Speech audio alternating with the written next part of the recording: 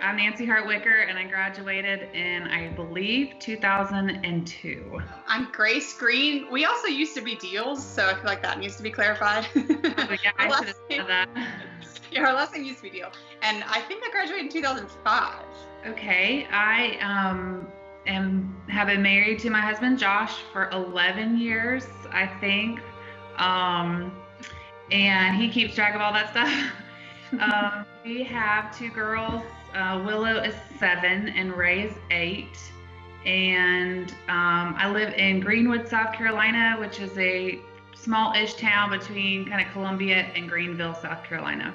So I'm a family physician, also fellowship trained in hospice and palliative care, and I work for a small nonprofit hospice and palliative care practice in Greenwood, South Carolina as the medical director. And so we do, just to kind of explain what that means, we have a hospice house where we admit hospice patients at our hospice house. We also take care of hospice patients out in the community and do home visits. And then we do palliative care in the hospital and also throughout the community as well. I am married and just moved back to the States. I lived in Haiti for a little over 6 years, so almost 7 years. Moved back to Brunswick, Georgia in September, and currently working in the emergency room, and just finished my master's in public health, so hoping to do something with that sometime soon too. I am hanging out in the emergency room, which is never boring. It's a weird time to be in the emergency room, but it's I've done a lot with my nursing since graduating from college, but the ER definitely keeps me on my toes. And Brunswick is right in between Jacksonville and Savannah, and those are your main two hubs. So we do see a little bit of everything, even though we're kind of a smaller facility. We ship everything either north or south if we really need to, but it's not boring. I think most of my memory, 18 years ago, is that probably how long it's been? I know, but probably most of my good memories are surrounding sports, playing basketball, practicing, driving to and from away games, cheering on. I had an older brother and 2 younger siblings who all played sports at First Baptist, so going to their games and watching. About that, I definitely think about sports, basketball in particular. I feel like the gym downtown was such a cool place, like when you get to run out from the locker room to come play. I just have such good memories of that. I also liked kind of the rhythm. Chapel was a cool rhythm to have in high school, which I think is pretty unusual, especially these days. So I think that's I can obviously remember rolling your eyes sometimes. You're like, why are we doing this again? But then I also think it was kind of a cool thing to get to do in school. Well, I guess one big thing, so hospice and palliative care as a field, we really pride ourselves on kind of like holistic care. It's a very team approach. So, obviously I take care of kind of the medical problems that a patient comes with, but we also try to address their spiritual issues, their psychosocial, emotional, that's kind of the whole patient. And so we have a big team, and we're used to meeting all together face to face, but our meetings right now look a little bit like what we're doing right here today. So we meet now via Zoom, which is never going to be the same as meeting in person. We're also doing a lot of telemedicine. I used to drive all over creation and see patients in their home, which I love to do. And now I still do that some because we have patients who don't have internet or don't have telephone, or there may be a reason I have to go to their house. But now kind of the burden of proof of why I need to go to the home is really a lot bigger. So if I'm going to go into a nursing home, I have to kind of make a big case for why I need to do that, because if I was to ever come back positive and I brought that into the nursing home, they would say, well, why did you come in? And I have to really have a good reason to do that. So we're doing a lot of telemedicine. Again, one of the other tenets of palliative care and hospice is, that concept of a good death. And one of those things is being surrounded by your family, which right now can be kind of a dangerous thing for our nurses to walk into a house with 40 people. And so how do we balance our staff safety and also allow for that nice closure that people, that we really believe in at end of life? How do we make reasonable visitation policies at our hospice house that protect everyone involved? That's been a challenge, and I feel like we kind of change our approach day to day depending on what's going on. We have had a staff member that has come back positive, and for a small organization, obviously we're worried about her personally, but then for a small organization, figuring out staffing is a challenge. And I think everyone's anxieties are heightened.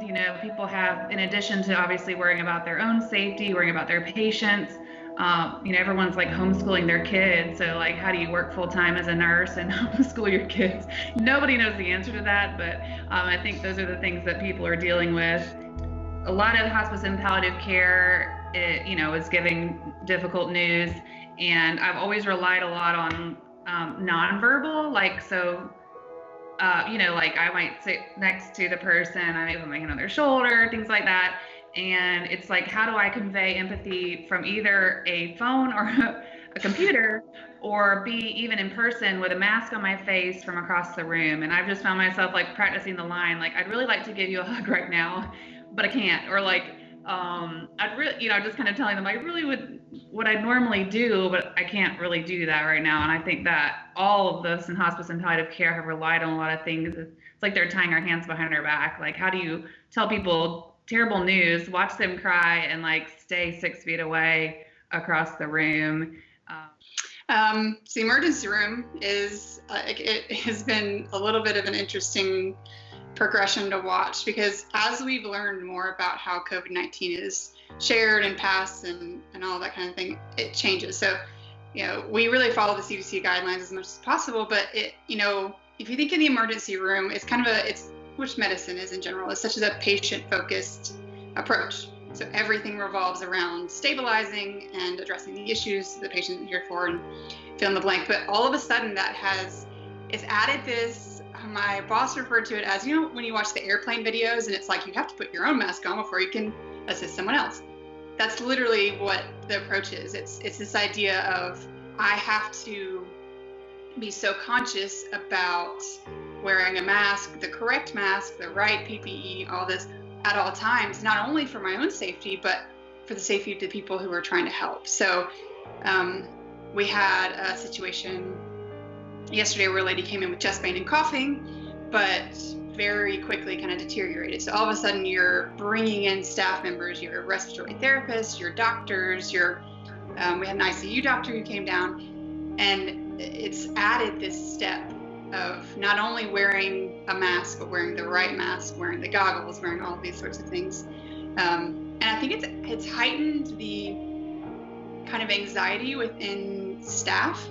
So I remember one of the first times that they kind of switched this protocol from just any mask to, well, okay, if you're aerosolizing anything, so if you're giving someone a respiratory treatment, if you're intubating, if you're doing CPR, if you're doing any of those things, everyone has to wear the N95 masks. And this nurse who I was working with, she kind of just kind of watched her anxiety grow, and she kind of got teary. She was like, I just feel like I'm trying my best to follow all of these procedures to like protect my family, to protect my patients. And she's like, it changes every day. So what we did last week, it's terrifying to think, what we did last week with the knowledge that we had last week may not have actually worked. And so I think it has just added a level of complexity and anxiety, not just to staff, but to patients. One of the like sections of healthcare I think people forget about is like people who clean. Like people who clean right now are such valuable members of the team, because if it's not done right, then that all of a sudden affects not only the staff coming in, but the next patient. So it's a weird time. Every day is different. At least in our hospital, and I'm pretty sure it's pretty universal right now, is it's a no visitor policy. Yes. So the emergency room, you take people who are having potentially one of the worst days of their life, and all of a sudden they're alone. They're with no one that they know. They can't really see anybody's faces. Mm-hmm. It adds a level of anxiety for patients. It's stressful as a nurse and as a staff member, but you have patients sitting in their car in the lot, just kind of waiting to hear what's going to happen. So it's really challenging for everybody. I think we're learning a lot about, it's like I mentioned, I just finished my master's in public health, and this idea that my health affects you and your health affects me is, especially for the United States, it's kind of a new idea. We've seen bits and pieces of it, the flu being a great example. we get the flu. Influenza comes through every year, and it is contagious. And I think it was in 2018, like 60,000 Americans died of the flu. Oh, that's an incredible number. But we're so used to it, we don't really think about it. But if you have a fever and choose to go to work or go to school or any of these things, you can put potentially vulnerable people at risk. And this is a heightened version of that. And I think there's been so much fear around it. And with this social distancing, which is definitely the right thing to do, but it separates people. So you think about medical people who, I genuinely, every person I come in contact with, Nancy Hart and I were joking because one of the common phrases we say, and my common phrase is like, I'm going to need you to take a step back. And it has nothing to do with, has very little to do with me feeling like someone's going to affect me, and everything to do with, well, what if I'm a carrier and I'm not showing symptoms and I would give it to someone who's a vulnerable person? Like, that's a very heavy burden to bear. And so I think the ways that, like, for me personally, that we've kind of overcome that, like our family did a family Zoom call on Saturday, which again sounds so bizarre, and there were kids popping in and out and all that kind of thing. But I think when you always err on the side of connecting with people, to reach out and get creative. Like there's been and we live in downtown Brunswick, and people will go and leave sidewalk chalk messages outside people's houses, write an old fashioned letter, send photos. I think there are ways that we can do that, but I think fear makes us want to pull apart. And I think that the way we kind of fight that is to be intentional about reaching out. And I think being understanding and listening to people is the other thing. I joke about I'm going to need you to take a step back, but it's real because of the burden that I carry, and that's for any medical person walking around. So me just being understanding about that, even with all the social distancing, realizing that my health or my lack of health is going to affect you, and your health or lack of health is going to affect me. So how can we care for the greater good? And like you said, even more importantly, how do we care for those vulnerable people in our society? Obviously, I'll state the obvious, stay home, stay home. And, now they're saying wear a mask whenever you're in public. So do that. But I think I've just, in a lot of ways, it's brought out creativity. It's brought out a lot of the good in our society. My church has made cloth masks for everybody. I don't know how to sew, but somebody did. And there's somebody who is, people have written chalk messages to our staff, outside of our building. I think it's just everybody has a talent and a gift to be used at this time. I have a friend who's a teacher, and she is doing 3 times a week reading interventions for my daughter, because I'm I don't know how to homeschool my kids.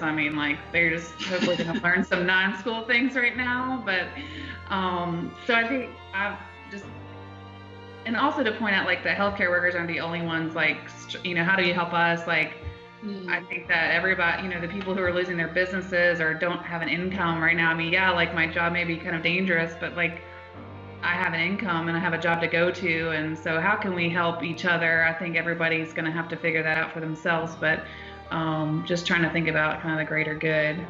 I think as Christians, we need to ensure that it's such a balance, right, of this idea of faith and prayer, while also making sure that we listen to wisdom. And obviously wisdom out of wisdom, not wisdom out of fear, right? We are called to look out for the vulnerable. We are called to care for people who are not being cared for. And I think this is a time not to, kind of focus on the individualistic portion of things, but think how is the church, how can we be the most creative people and protect the most vulnerable people while in amongst all of this? And I think we can. I just think we may have forgotten how.